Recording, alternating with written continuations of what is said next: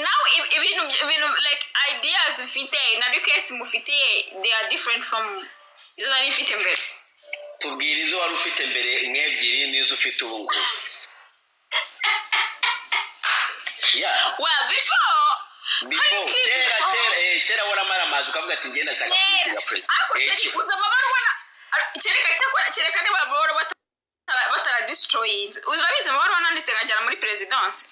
Ushaka ko president yasoma. Nk'amabara byibuze nkane cyangwa 5. I wrote 4 letters.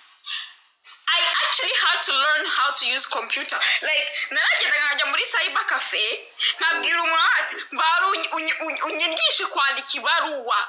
Uko kwandika karere, umurenge, biki, ukandika nyakuba perezida wa Republika. Sheri ntabwo nari nzi kwandika ibaruwa. Namenye kwandika ari uko nashaka kwandikira perezida. You have written a letter to the president of Rwanda. Not one, at least 4 letters that I have dropped at the president's office. Reception with the cashier baguterera when you have dropped a letter at the president's office. Twibwire imwe muzo wanditse byari birimo.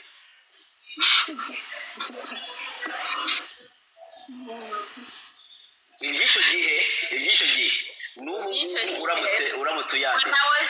When I was living with my father, because I used to write letters when I was living with my father. So I would write letters to him. I would complaining about mayors, the vice mayor handikati nagiye kwa vice mayor inzigiye kutugwaho nacyo ndacyo baradukorera papa waje yabaye musirikare nawe gutyo batangiye bishimye bitumva ngandika ibigambo byinshi like I was trying to explain that I'm living alone nabaga njyenyine mu nzu urumva mu nzu igiye kutugwaho noneho navuga ati okay ibyo muravuga byari muri leta yes it was in the letters. If the letters are still in the president's office, honestly they will know, because the name I was using was Simbi Von, because amazina anje undi niswe ni Simbi Von. Lowelinde cyangwa amazina ari ku byangombwa mfite kano kanya labazira ava kure cyane. Ariko ubundi amazina niswe wenda ari no kuko sheri like njya gufata amazina ayo mfite like wenda dusinye magato amazina ayo mfite kano kanya narabaga na warine ariko ku byangombwa byanjye like inayashize kuko nibarushe bundi bushe ko ntabwo nari narigezwe mbaruzwa kandi imagine ko nta muntu warigeze mbaruza. Namasenge wandeze first of all nyokuru wanjye arapfuye apfa ndi muto shuwa mfite imyaka 7 masenge wamfashe bikagera mu gihe cyo kubaruza ntambaruze hajya kwibaruza gusa kunagwa kubaruza kabiri mujye mundaga kabiri ibizi nayo cyangwa bitabaho kuko byasabye ko nibaruza bundi bushyashya nkibaruza murenge nkahera kuri mudugudu kagari umurenge paka nkibaruza paka nkagera kombo n'indangamuntu ku mazina ngiye gusema ku giti cyane.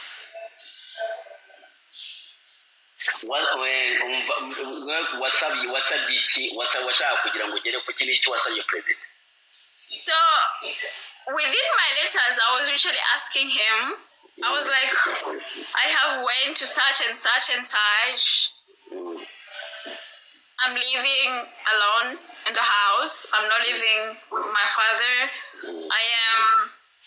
Actually, I was naindi mandafashwa na komisiyo y'abana, komisiyo y'igihugu ishinzwe abana yitwaga komisiyo y'igihugu ishinzwe abana. What was the fucking name of that shit? I don't remember. But yawegwaga n'umudamu witaze na Nyamatama. Even had me in her house. She kind of kept me in her house for like a couple of months, like 2 or 3 months. Icyo gihe wari wamushyiremo n'imyaka yawe wari ufite. No. Yes. nashyiragamo imyaka ntabwo nashyiragamo imyaka ntabwo niba ndumvaga ntarashyiragamo imyaka ariko oya ndumva ntarashyiragamo imyaka mu maleta nandikaga ntabwo nashyiragamo imyaka I was just writing about my problems n'abantu nagijeho ikibazo cyane kubera ko numvaga nshaka kubigeza ku mukuru w'igihugu kubera ko nabinyujije kuri buri muntu wese ushoboka bayida wanyara ngo nasimbukaga inzego nayo muri mudugudu kagari umurenge meya guverineri nkavuga ati no kwa minisitiri uriya minisitiri nagezeho. Maybe the reason why batafunguye leta yawe nuko nta myaka yari irimo because leta yawe umuntu ntabwo ko nta myaka yari irimo. I think my letter was not too important for them to kubera ko urabona you take in the letter in the president's office they have to open the letter. They have to open the letter. And then I can imagine in some your letter. I don't think my letter was so important for them to show it to him. As just important. Your letter important. When the letter is childish. Ariko leta umuntu yanditse ntabwo barimo barareba angana gute. Probably wanditse your letter ibiri cute bamenye ko wayidropingiye. Oya sheri bayifungurira ahantu uri. Wait a second. Uragenda ukinjira muri presidence. Barakoreka ukinjira. Winjana leta yawe. First of all ugomba kwinjana leta ifunze hamwe na copy bagomba guteraho kashe yuko leta yabaye dropped. Uri kubyumva?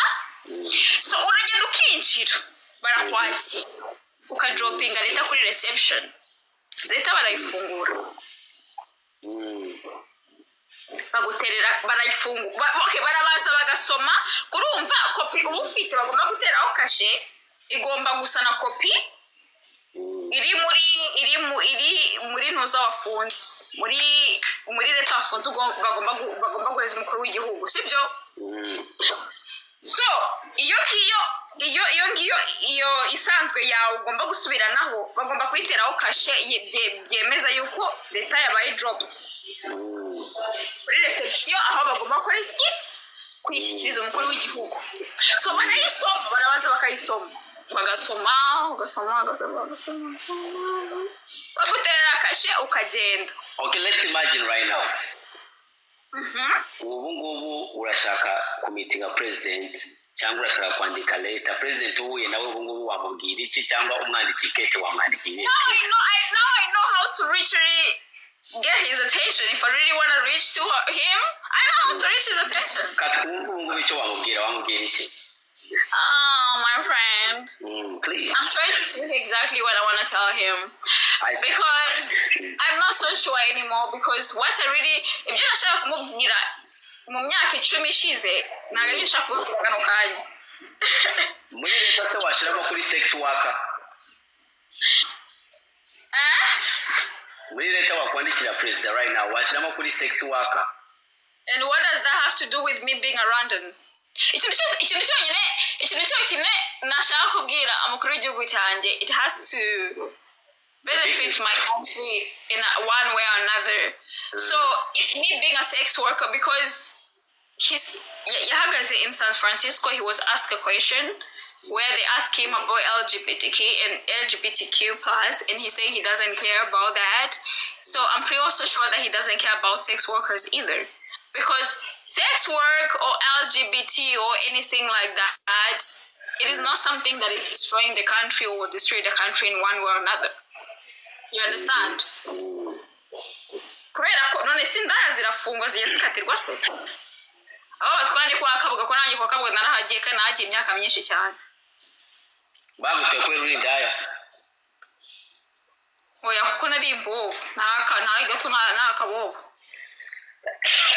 Wavuyeyo n'indaya. Sheri twabaga turi mu gihodi kimwe n'indaya n'abazunguzayi.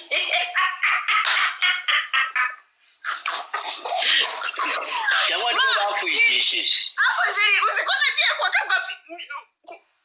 I ask you if you watch my fucking first video. Nagiye kwa kabuga bwa mbere mfite imyaka icyenda nibwo nije mu gihodi ku inshuro ya mbere. Kwa kabugo hari indaya zimwe z'inkuke zimwe banakase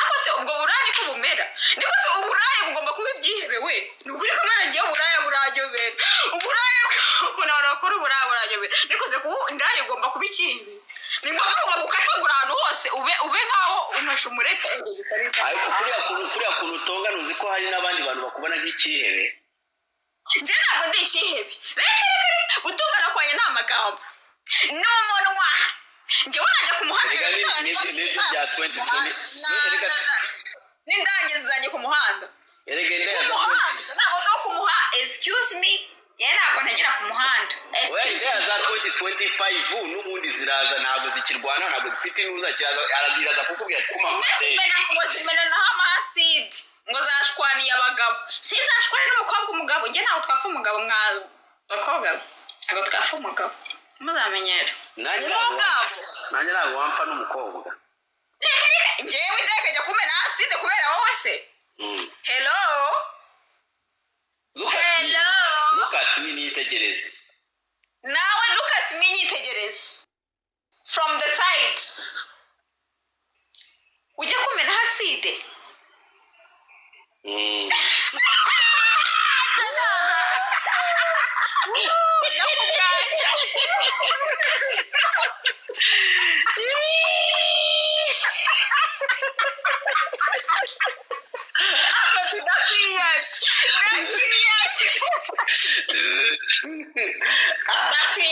But let me tell you something. Ubu ngubu uburaya bwarabredinze kera urabona ngo bategeraga ngo niba ari kuri harya handi hari harashiye ni hehe kuri Kadiraje naguriye uzi ko ku myaka yanjye mani 9 mani nabaga ndi kwa kabuga mani bakazana nk'indayimoni ziko zifite story mani uzi story zabaga zifite naragendaga nkicira mani nkabegera nkumva story bari kuvuga zikaryohereza aryoheraga abantu bavuga ari ibintu biryoshye mu matwi yanjye no kuri kumara babaga bafite story ziryoshye baravugaga ngo ahantu bavugaga hariya ngo kuri ngigikondo ngo kuri sejemu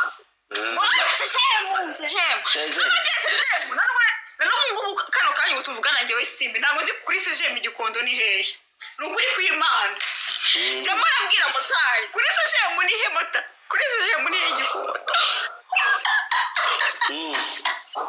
nzi ko nabaga inda ewana kubera ko urabona indaya zose z'igikondo bazizanaga kwa kabuga cyakora abantu kwa kabuga bari kwa kabuga kabisa habaye kwa kabuga siho bitaga Sodoma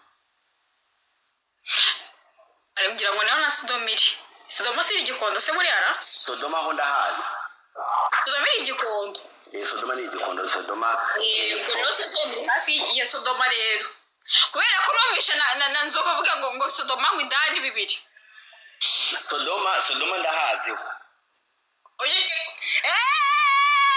ujya kugura indaya bibiri noneho reba aho nabe aho mbera oya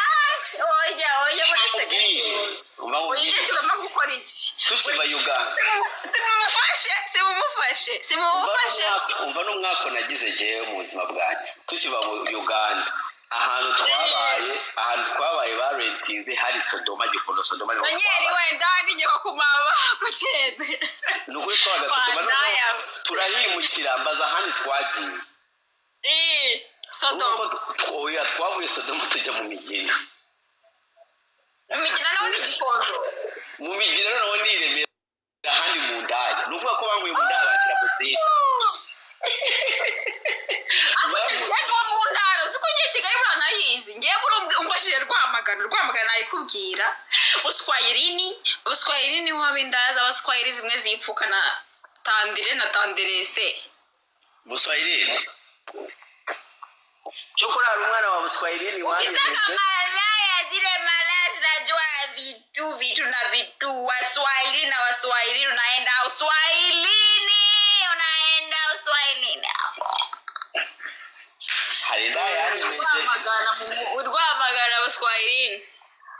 umva hano mpagaze hano kuri iyi live ntabwo nduwa kadasumbwa ngiye gushinga kuri iyi live ngiye gushinga umva hari indaya ya Buswahili uriyizi wandiriye amafaranga wakira yawe Rwamagana Rahiro wagisanze Rwamagana cyangwa usanze i Kigali cya twavuye i Kigali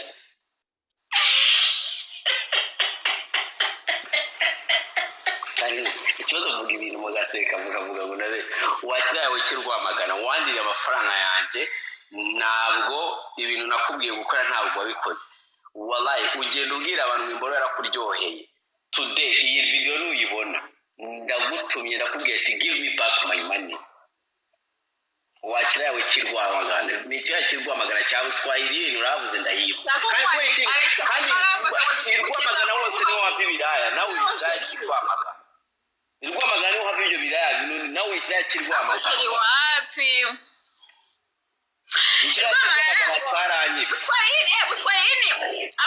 Buswahili ntabwo batandukanye no mu Biryogo rero sinzi ibyo uri kuvuga rero aho ngaho ibyo uvuga ni akazi kawe Buswahili ubwo niba ushaka indaya z'Abaswahili ziri mu Biswahili ziri mu Biryogo hose ujye uzisanga iyo zose ziba zihari kuko nimujye mutangira kuza ngo mwigira nk'aho mwambara ngo za mitandiyo ngo za mitandirine na za mitandirine ngo ni amapilawu n'amapilawu ke murima Imana imbabarire Biryogo nta ndazi kibaye ahubwo ziba ziri Biryogo harasirimutse nta ndayi kiba mu Biryogo tubabariye nta musiramu kiraye ni akannyo kawe ngaho tubwire egerega wambuye zabuze ndacyashaka kumenya leta wakwandika muri iki gihe